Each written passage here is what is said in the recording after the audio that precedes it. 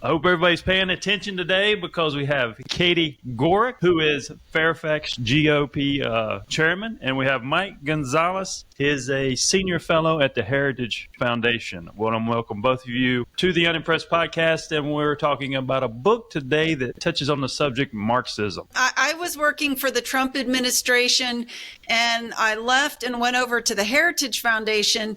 And Mike and I had known each other, and we kept talking about the crazy stuff that was happening. So this was like January of 2020. We were already fighting the 1619 Project that the New York Times had published, which is telling us that we're systematically racist. Then we saw the George Floyd riots happening across the country. We saw our history being torn down, our statues being torn down.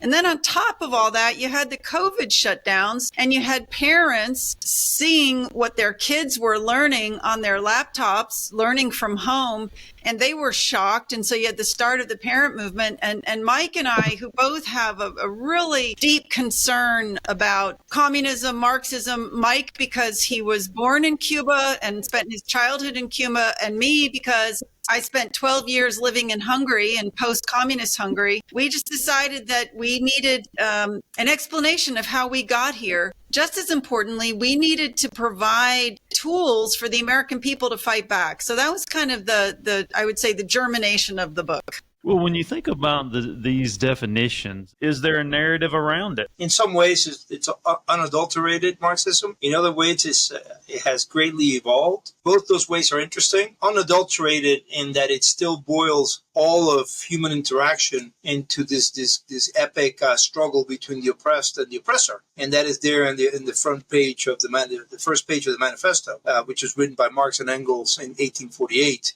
It is very much Marxist in that it seeks the abolition of the family, it seeks the abolition of the nation state, it seeks the abolition of private property, and it seeks the abolition of God. And these are all things that come from either the manifesto or things that Marx wrote a few months or a few years before the manifesto, or a few months or a few years after the manifesto. However, it has evolved. It first became cultural Marxism, and starting in the 1920s, and then progressively in the 30s and 50s. Katie talks a lot about the 50s, and we wrote about the 50s, but definitely in the 60s, it flowers, comes into full bloom. The cultural Marxism, which I can explain, is it's an acknowledgement that economic does not explain everything. That, as Marx used to say, that the material forces would dictate the pace of revolution. And in Gramsci, probably the best known cultural Marxist in 1920, said, yes, but cultural beliefs and popular beliefs and popular ideas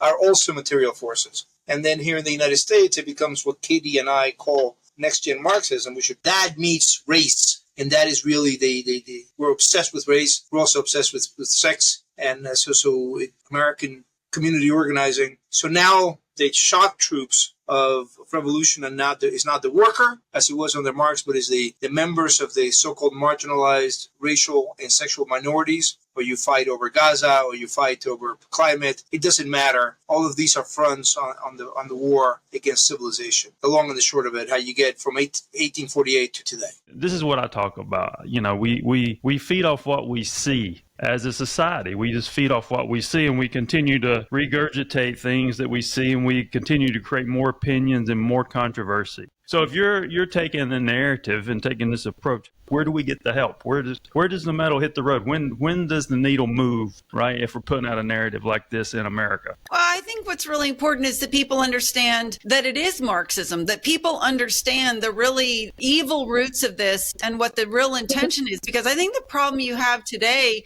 is what you could maybe even call a sort of misguided or misplaced empathy, right? I think you have parents who truly believe that they are helping their kids by taking them to have gender surgery, right?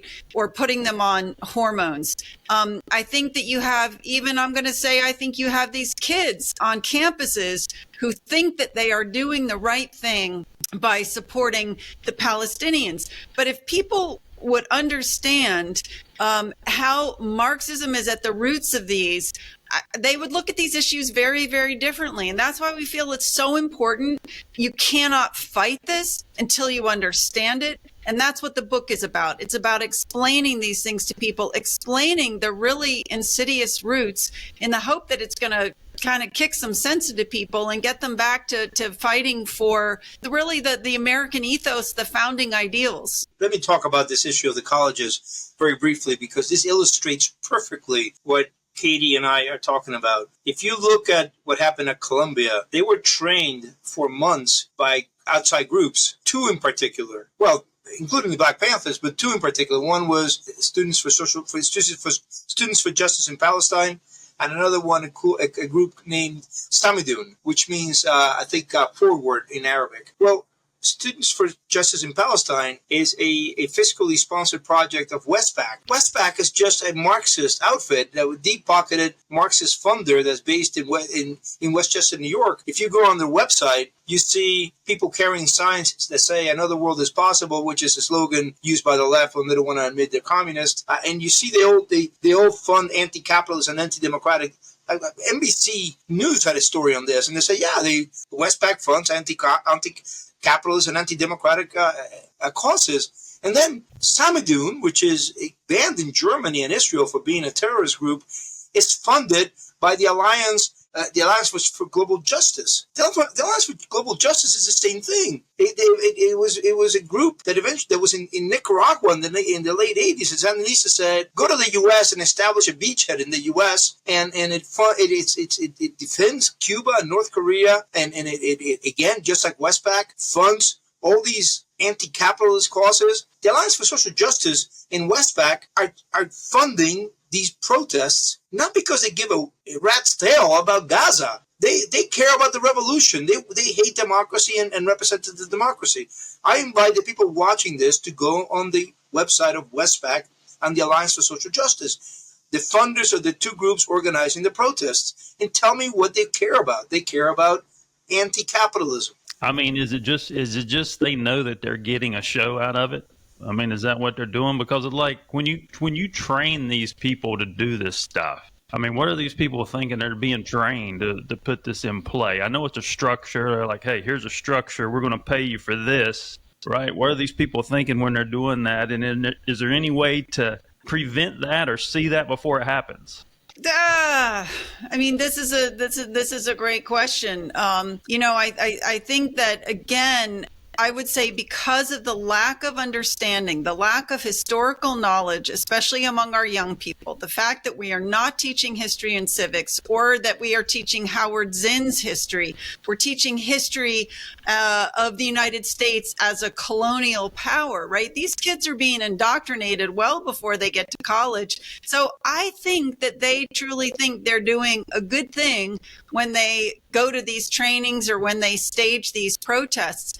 But what Mike and I uncover in the book is that our enemies, our foreign enemies, our domestic enemies have their hands all over this. And what they are unequivocal about is that they are out to take down our system.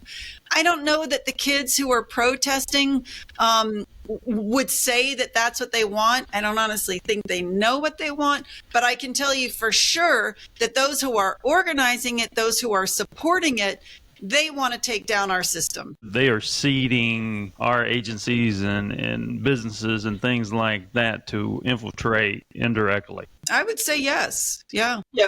Look at an article that Ross Douthat wrote in the New York Times this week, in which he describes how the Columbia's core curriculum has changed. The core curriculum course that was great, that taught civilization. The 19th century authors have not changed that much. They've added a little bit of diversity in that, but the 20th century authors have changed completely. So the Columbia kids studying Western civilization in this core course are studying only climate in things seen through the decolonization perspective. All of a sudden, the main theme of the 20th century is not the fight between capitalism and communism, the Cold War. It's the decolonization of the third world. That's the main theme of the 20th century. If you go to Colombia today, this is what has happened, and it needs to be understood if our leaders are going to fix it. I try to stay out of politics, but if you look at just just from the last bill or whatever that was signed, we're giving away value, we're giving away money, we're giving away value, and then whether you lean with TikTok or not, I mean, if you alienated 10% of the app, and that was 10% that is making money in the U.S., you're alienating 17 million right there, and you give away 100 billion. So yeah, I think we're depleting the value of the country. I agree.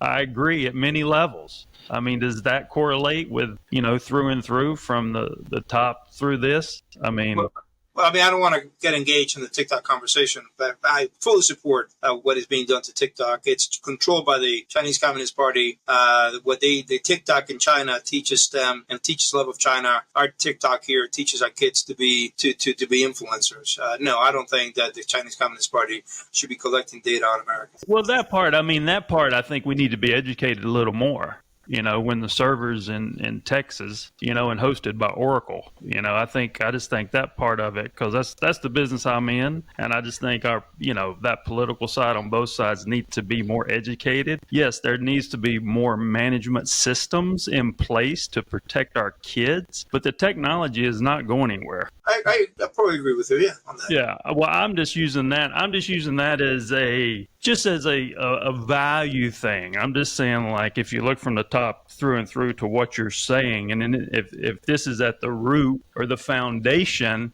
it's what I'm trying to say is there's being value depleted at many different pockets within the structure of this country, is basically what I'm saying. Is that make sense to you? Depends on how we define that, but I probably would agree with that.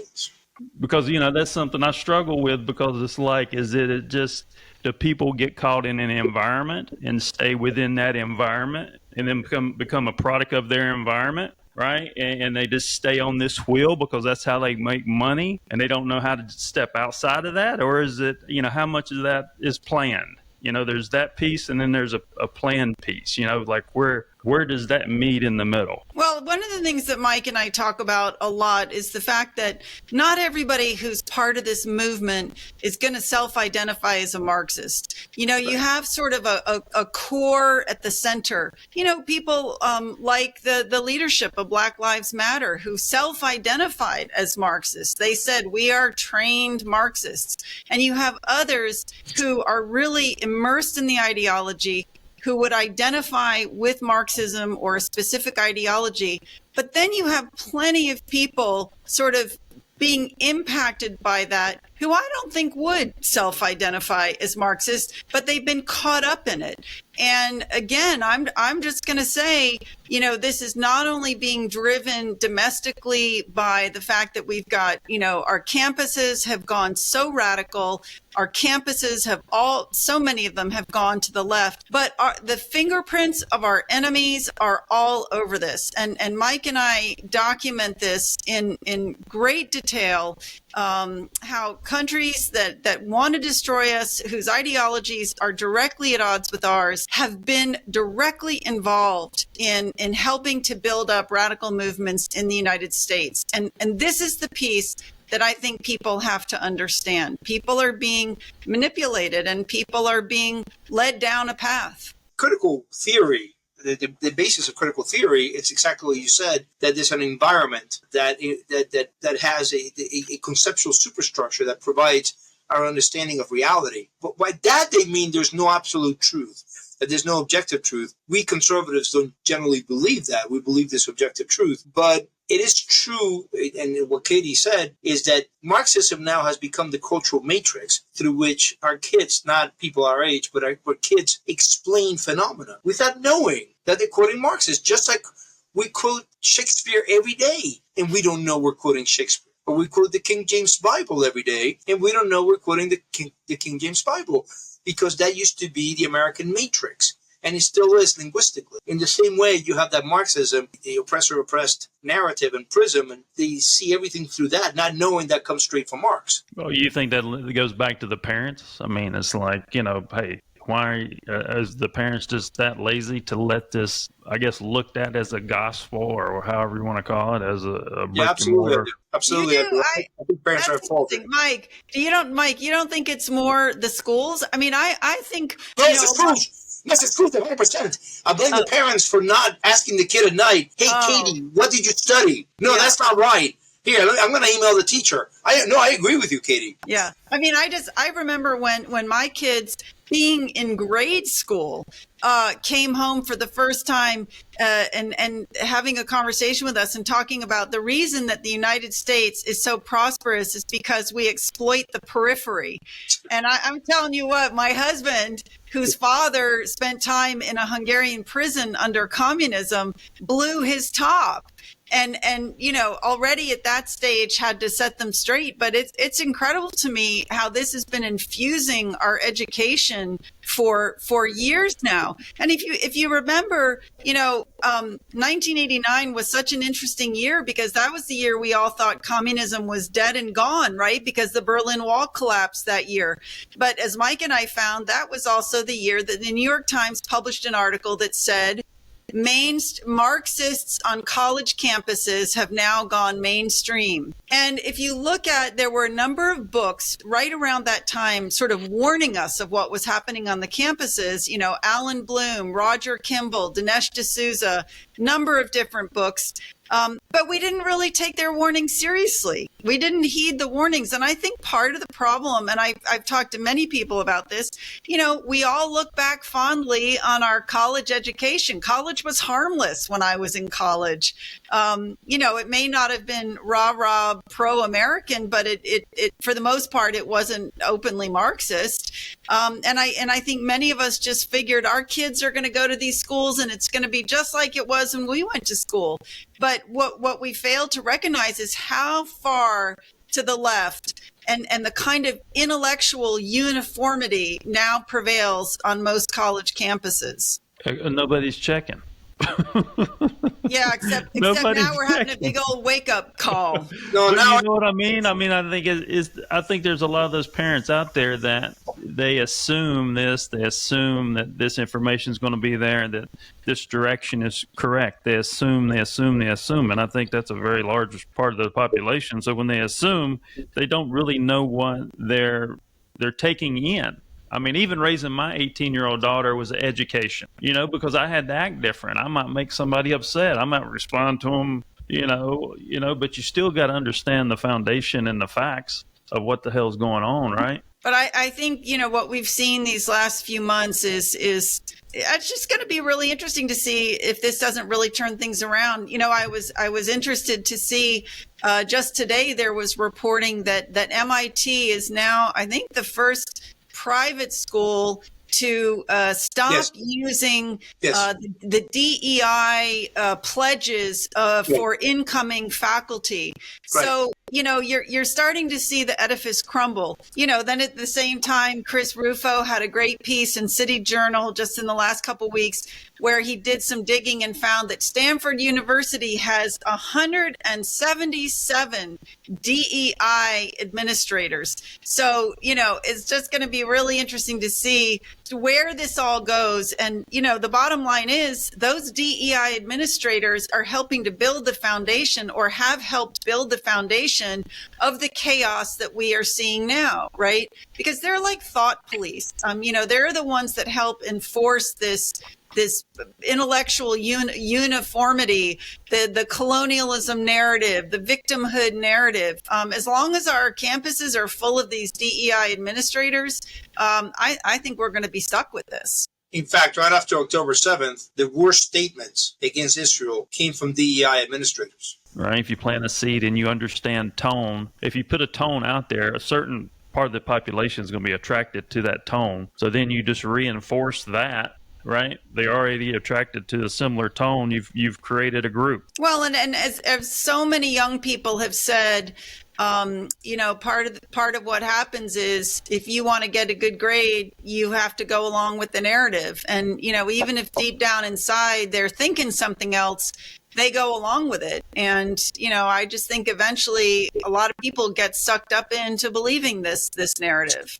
Katie and I sat down to write our book, Next Gen Marxism, because we saw it very clearly, and we wanted to explain all of this. We also had a chapter devoted to solutions, but I think solutions are great. I mean, and it's going to be very hard, by the way, to de-wokeify the university. But exposing the problem is also a very important task. And that's one of the things that Katie and I set out to do when we decided to write this book, Next Gen Marxism. Where do we find the book and so forth? Well, I always love to tell people to buy it from their local bookstore because I love local bookstores, unless it's a revolutionary bookstore, as many of them are, in which case you just go to Amazon. Yeah, I always say after Katie finishes saying that, right after this show, just go online and buy the book from Amazon.